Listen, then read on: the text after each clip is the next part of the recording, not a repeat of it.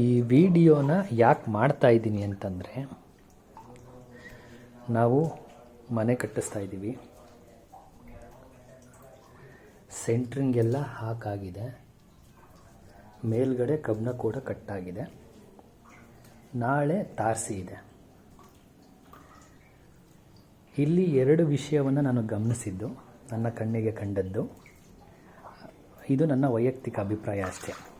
ನನಗನ್ಸಿದ್ದನ್ನು ನಾನು ನಿಮ್ಮ ಹತ್ರ ಶೇರ್ ಮಾಡ್ಕೋತಾ ಇದ್ದೀನಿ. ಬೇರೆಯವ್ರಿಗೆಲ್ಲ ಇದು ಏನು ಅನಿಸುತ್ತೆ, ಆಕಸ್ಮಿಕ ಅಥವಾ ಕಾಕತಾಳೀಯ ಅನ್ನಿಸ್ಬೋದು. ಆದರೆ ನನಗೆ ಇದು ಒಂದು ಮ್ಯಾಜಿಕ್ ಅಥವಾ ಮಿರಾಕಲ್ ಅಂತಲೇ ಅನ್ನಿಸ್ತಾ ಇದೆ.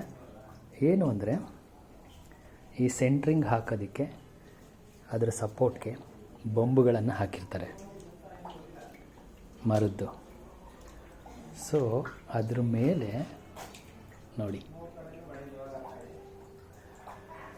ಹಳದಿ ಮತ್ತು ಕೆಂಪು ಬಣ್ಣವನ್ನು ಕಾಣಿಸ್ತಾ ಇದೆಯಾ, ಎಲ್ಲ ಬೊಂಬುಗಳ ಮೇಲೂ ಹಚ್ಚಿದ್ದಾರೆ.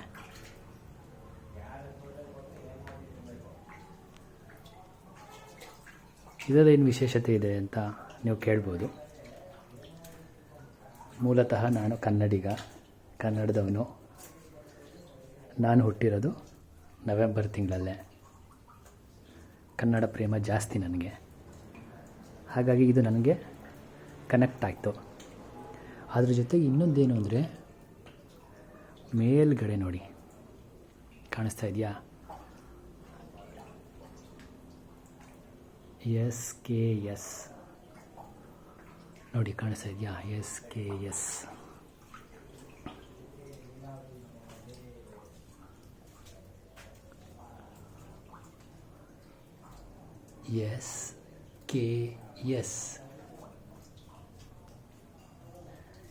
SK ಅಂದರೆ ಏನು, ಆ ಎಸ್ ಮತ್ತು ಕೆ ಇಂದ ಯಾವ ಹೆಸರು ಬರುತ್ತೆ.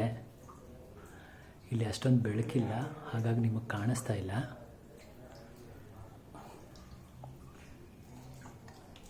ಈ ರೂಮ್ಗೆ ಹೋಗೋಣ ಬನ್ನಿ.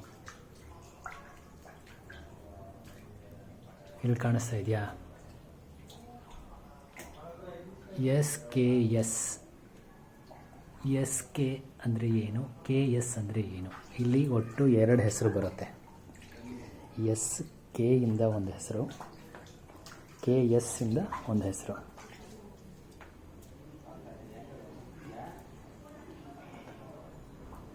ಕಾಣಿಸ್ತಾ ಇದೆಯಾ? ನೀರು ಹೊಸಲಿಗಿನ ಕಳ್ಳೆ ಹೊಡಿಬೋದ, ಹೊಸಲು ಕೆಳಗಡೆ ನೀರು ಬರಲ್ಲ ಏನಾದ್ರು. ಈಗ ಕಾಣಿಸ್ತಿದೆ. ಅದು ಹಂಗೆ ಇದೆ, ನೀರು ಕುಡಿದಿರೋದಲ್ಲ, ಈಚೆ ಕಡಿಸ್ಬೇಕು ಆಗೋಯ್ತಲ್ಲ ಅದು ಟೈಮ್.